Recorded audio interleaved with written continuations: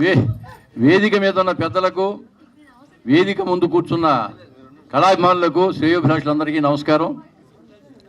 ముందుగా ఈ సినిమాలో ఒక గొప్ప పాత్ర అంటే హీరో తండ్రి పాత్ర ఇచ్చి నన్ను ప్రోత్సహించిన మా డైరెక్టర్, ప్రొడ్యూసర్, రైటర్, కథకుడు, మాటలు అన్నీ ఆయనే. ఇంకా పాడటం కూడా ఆయనే, నా పాట పాడింది కూడా ఆయనే, తాత మావిడ పాట కూడా పాడింది ఆయనే. అంటే అన్ని రంగాల్లో నిష్ణాతుడు మా ఉప్పు రమేష్కి ముందు ధన్యవాదాలు తెలియజేసుకుంటూ, అలాగే ఈ యొక్క సినిమాకి ఎంతో సహకరించారు డైరెక్షన్ ఫీల్డ్లో అమీర్ గారు. పైకి రావాలి అమీర్.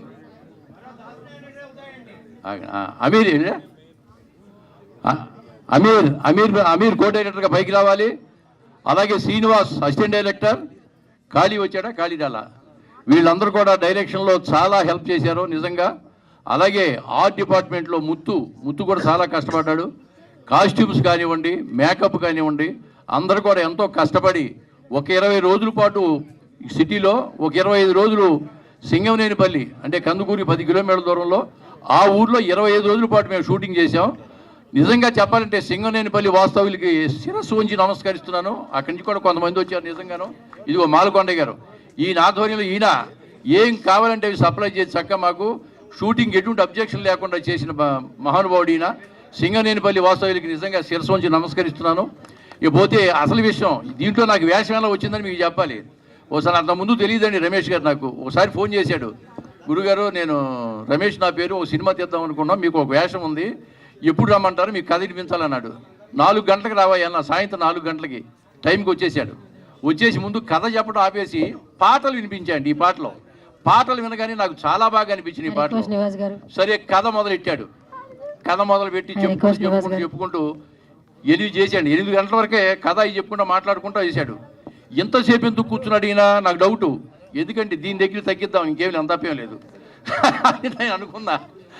సరే నువ్వు భోంచేవయ్యా, నాతో పాటు భోంచేశాడు. పెరిగాను తిన్నాడు. గురుగారు ఇలా ఉంది, నేను తీస్తాను చిన్న సినిమా, మీరు కోఆపరేట్ చేయలేడు. సరేనయ్యా, నేను నీకు ఇవ్వాల్సినంత ఇచ్చుకోలే అన్నాడు. నువ్వు ఎంత ఇవ్వాలి బాబు, పాటలు బాగున్నాయి, వేషం బాగుంది కాబట్టి ఏదైనా పర్లేదని చెప్పి నన్ను ఆయన ముగ్గులోకి దించాడు. కాబట్టి నాకు ఫాదర్ వేషం వేస్తున్నారు కాబట్టి ఇక నేను డాడీ అని పిలుస్తాను, మిమ్మల్ని గాంధీ అని పిలవన్నాడు. సరే పిలవయ్యా, ఇంక అభిమానం పెరుగుతుంది, ఇంకా తగ్గుతుంది డబ్బులు అని చెప్పాను. ఆ విధంగా ఆయన గొప్పగా అందరినీ కూడా బతిమాలుకుంటూ ఇవ్వాలనుకున్నది కరెక్ట్గా అందరికీ సర్దాడండి. చిన్న సినిమాలు చాలా చేశాను నేను, మధ్యలో ఒక షెడ్యూల్ అవ్వగానే ఆగిపోతామండి సినిమాలో. కానీ అలా కాదు, ఈయన పట్టిన పట్టు విడవకుండా సినిమా అయిపోయే వరకు అసలు అహోరాత్రంలో కష్టపడ్డాడండి నిజంగా. ఈయన వాళ్ళు చదువు లేదండి. 12 సంవత్సరాల వయసులో ఊరి నుంచి చదువు లేకుండా వాళ్ళ బావగారి దగ్గరికి ఉప్పర్ పని చేయడానికి వచ్చి వాళ్ళ మేనల్లుడు మీ పేరు రవీంద్ర కదా, అతని దగ్గర ఆలు నేర్చుకున్నాడు, మాటలు నేర్చుకున్నాడు, వాక్యాలు రాయటం నేర్చుకున్నాడు. అంత నేర్చుకుని చదువు నేర్చుకుని పాటలు రాశాడు. ఒక 50 పాటలు పొలిటికల్ లీడర్స్ మీద పాటలు రాశాడు. సాధారణంగా తెలుగులో PhD చేసిన వాళ్ళు కూడా సినిమా పాటలు ఎవరు రాయలేరండి.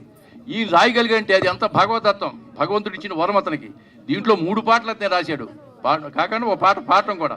ఇన్ని రంగాల్లో ఆడితే నీ వ్యక్తి నిజంగా ఆ భగవంతుడు నిజంగా బాగా చూసి ఈ సినిమా హిట్ అయ్యి మొత్తం పిల్లలు, రైతులు, వీధులు అందరూ చూసి బాగా మా వాడికి కనక వర్షం కురిపించాలని, ఈ సినిమా బాగా హిట్ అవ్వాలని మనస్ఫూర్తిగా కోరుకుంటున్నాను. ఇందులో పనిచేసిన ప్రతి ఒక్కరికి అమీర్ రావాలి. అమీర్ రా అమీర్ రాయ్యా. శ్రీనివాస్ ఏడి, ముత్తేడి. I request శ్రీనివాసులు గారు please come on to stage. Ameer అండి.